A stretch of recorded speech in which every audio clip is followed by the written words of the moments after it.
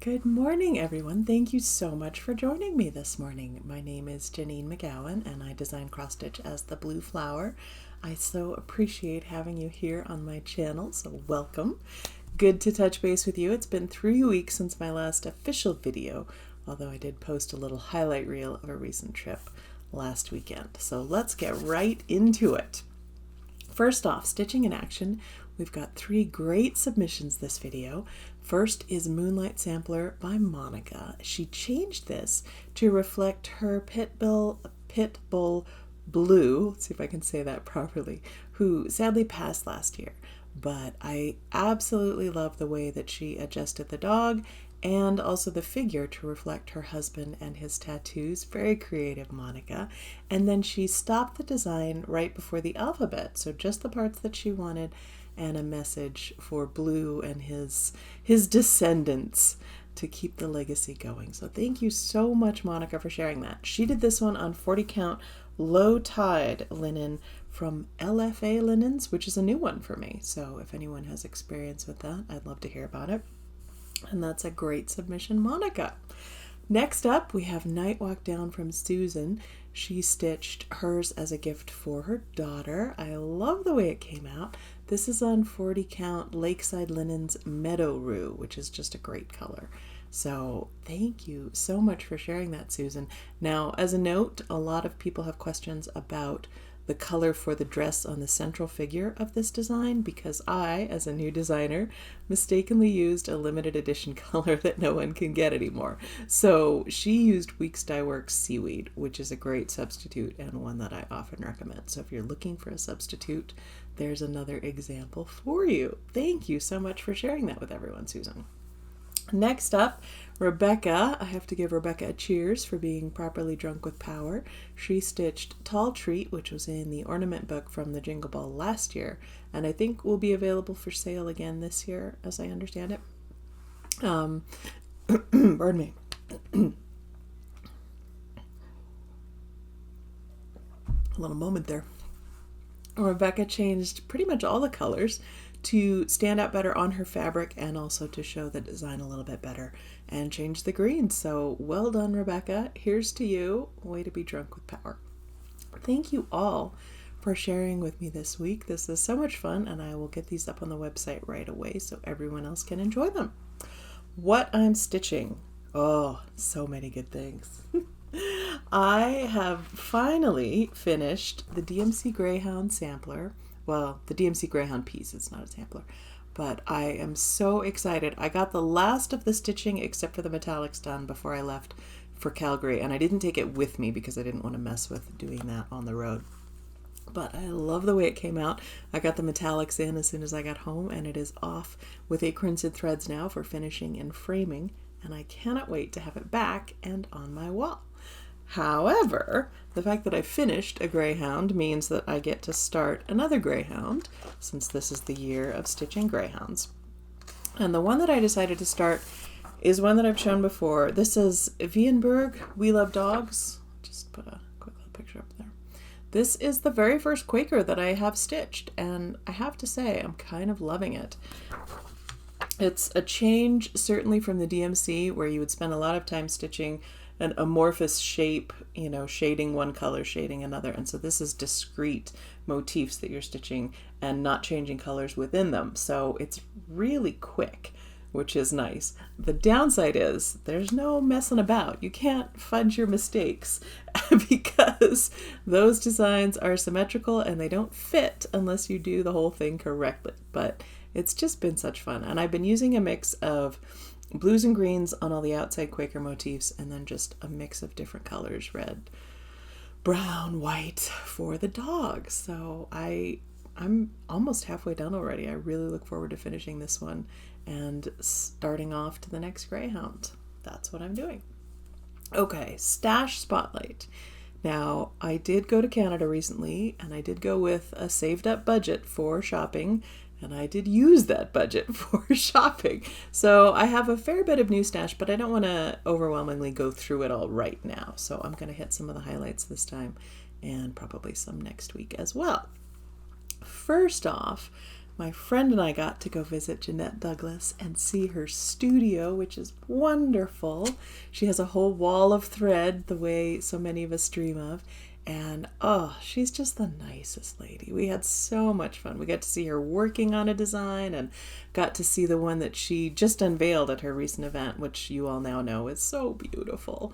And it was just such a treat. She also very generously gave me a pattern of hers. And I chose this one, Seaside Stitches. I just love it. And it's a little bit hard to see because of the glare, but I get a better picture in here. It's not very big. I love the specialty stitches. I love the side with the mermaids and the seahorses. I love this little crab looking so fierce at the bottom here. So it's just, yeah, I'm really looking forward to jumping into this one and enjoying it. She also gave me this great little book of smalls to go with Seaside Stitches, which is, again, super fun. Quick little projects. I really like that the needle book has different panels for the different needle sizes. So that's a fun one. But such a good time there. And then, to top it off, Jeanette went with us to Traditional Stitches, which was as wonderful as I had imagined, honestly. It was just, oh, it was so great. And it's out in the countryside. It's this beautiful yellow house with a big yard, and oh, it was just so fun. And we were fortunate enough to meet some stitchers while we were there, and then the staff was so gracious and very patient with me as I zoomed around the shop like an excited hummingbird. I probably went around the shop 10 times. And saw something new every single time because it's just crammed full of awesome things. And they had some new fabric shipments in, so I was able to pick up some things. I'm not going to go into that this time, but more to come. I did, however, pick up a couple of charts, to no one's surprise. The first one that I got is one that I've actually seen quite a bit, but have never purchased for some reason. This is a good Tyke from Long Dog Samplers, and since I am just charging through my current stitch, I might be onto this one sooner rather than later, so part of the year of stitching Greyhounds. The next one I got is this Plant Wisdom from the sampler company Brenda Keys, and you can see it's got a bit of a gardening motif, a little bit in the photo and more in the supporting stuff. But the verse that goes with it is, if happiness be your pursuit, plant wisdom and enjoy the fruit. And I just love it. I also particularly love the way that row of houses is just crammed together, all different colors. So that's a fun one for me. I'm looking forward to it. The last one, well, not the last one I got there. The last one I'm going to talk about today is called the Charlotte Clayton Sampler. And this is one of those reproductions that's done by a historical society, so the picture is only of the original and it's difficult to see, but I absolutely got it because of the animals. And there are these enormous cats at the bottom, there's a nice spotted rabbit, a dog, these great birds. I know some people have stitched this up so you can get a look at the finished product because this is a tough photograph to see, but yeah, I really like it. I mean, it's got a peacock and a unicorn. Who doesn't like that? And giant cats. I'm all in. All right. Next up, the world around. Because I was in Canada, of course, I picked a Canadian animal, or an animal that lives in Canada, and it's a moose. I got to see a moose in person at the Calgary Zoo. They have a regular habitat that's actually being revamped and expanded, and so they were in a temporary habitat, but we got to go see them anyway, and it was really nice to see them up close-ish. You know, we're not going right up to them, but it was very lovely to see them in person. And so I thought it would be a good opportunity to learn a little bit more about moose. The name that we use, moose, is from the Ojibwe word, which I think I can pronounce moose. Anyway, yeah, pretty close. So not far from the origin there. They're pretty amazing animals. They're the largest of the current deer species, although ancient moose species were about twice as big, which is astonishing to think of. They are very large still. A grown adult could comfortably stand under their chin, with that flap of skin there that's called a bell. Although you wouldn't want to stand under their chin probably, because they can kick with those front feet in any direction. They can get up to 1,800 pounds. Those antlers on the males can be 6 feet across, which is pretty astonishing. And they're just really remarkable. They are vegetable eaters, herbivores, so plants and berries, things like that. They can swim, which I knew, good swimmers, but they can also dive, which I did not know. They can dive up to 20 feet underwater, and they graze on water plants quite a bit because they have some extra minerals that they need. So that's the end. Also, they spend a lot of time in water to stay cool, which honestly, same moose. They don't like the heat any more than I do. They can outrun a human when they're born at 5 days old, which means they could probably outrun me at about 2 days. So there's that to think of. But they're just remarkable. Their hair is hollow, which makes it easier for them to swim, helps hold them up, and also insulates them from cold weather. And they have very few predators. The adults, calves, are still vulnerable to predation, but the main risk for adult moose is sadly cars. So keep your eyes open if you can, if you're in an area where you might be lucky enough to see a moose. So that was the world around for this time, the moose, or the moose.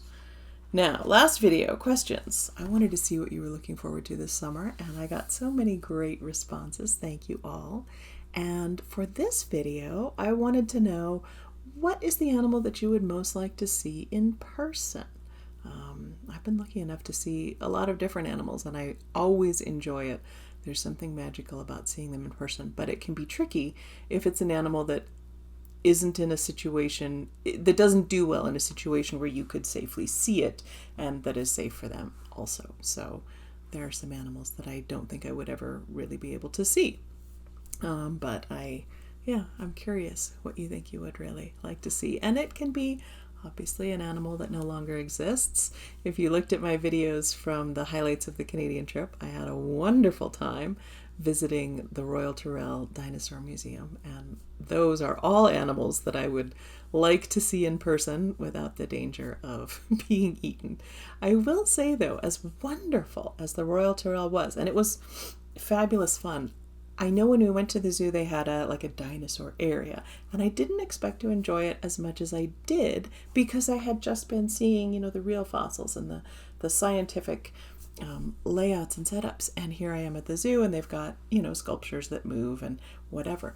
But it was remarkable because they've set it up in the landscaping, and so you're just walking along the path and you come around the corner and encounter this animal, not in a big museum, but in the shrubbery, maybe moving its head as though it's eating. And it was a really different experience with the dinosaurs and a more living way to think of them. So that was really interesting for me. All right, best thing, of course, is that trip. We had such a wonderful time. I got to spend time with a good friend of mine. I got to see Canada, which is just beautiful. I'd love to live in that area someday. We got to meet Jeanette Douglas, which was so much fun. We got to visit Traditional Stitches and the amazing, thoughtful, supportive staff there. We actually got to visit another needlework shop there, just a little one, so I'll talk about that next week. But it was a real treat, and that is by far my best thing for this. It's been something I've looked forward to for so long. It's been a long time since I've taken a personal trip, and it was just a memory that I'm going to carry with me for the next 5 years until I take another personal trip. So, such a good thing. All right, announcements. I'm actually putting out new releases in the middle of August, so shops might start getting the photographs very soon. Well, they will get them very soon, maybe this weekend, and you'll be able to see the new releases. So next video, I'll be showing what's coming out for the fall. So I hope you're looking forward to that. I know I am. There is Needlework Expo, the online needlework market, coming up as well. I'm not participating this year because I had a pretty full schedule, and so I decided to take a pass this time, but it looks like an amazing group. So I know there's going to be lots of really great designs coming out, and I hope to participate next year, but I know we're going to be inundated with wonderful things here very, very shortly. So Looking forward to that. That is actually it for me. I have a quick puppy video here at the end, but it's been lovely to reconnect. It's been a long time, 3 whole weeks. So I hope you're getting to do something fun this weekend. I'm trying to get the gardening done in little snippets before it gets too hot every day. So that's what I'm gonna do before the sun gets too burning and I need to go imitate a moose and find a nice cool lake to sit in for a while, or just stay inside, which is what I will do. But I hope you have a lovely day. Again, thank you for joining me, and I look forward to seeing you in 2 weeks. Bye.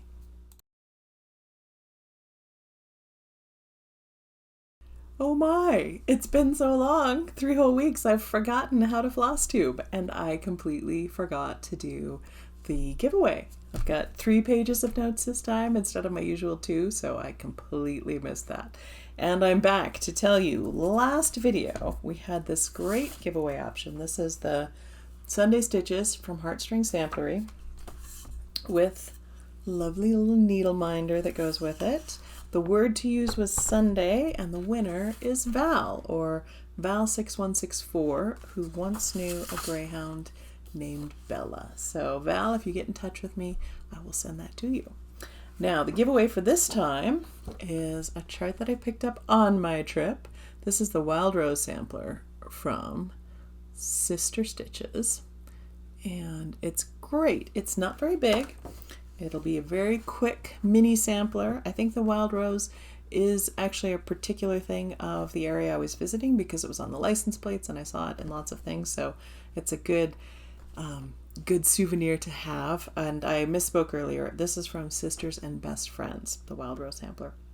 It also has some little brass adornments here, little bees to go around, a little butterfly around the sampler. This is just a terrible picture. I'm sorry. I'm having trouble getting it to focus on this. But anyway, if you would like to win this fun, quick little summer sampler, use the word rose in your comments and I will pick a winner next week.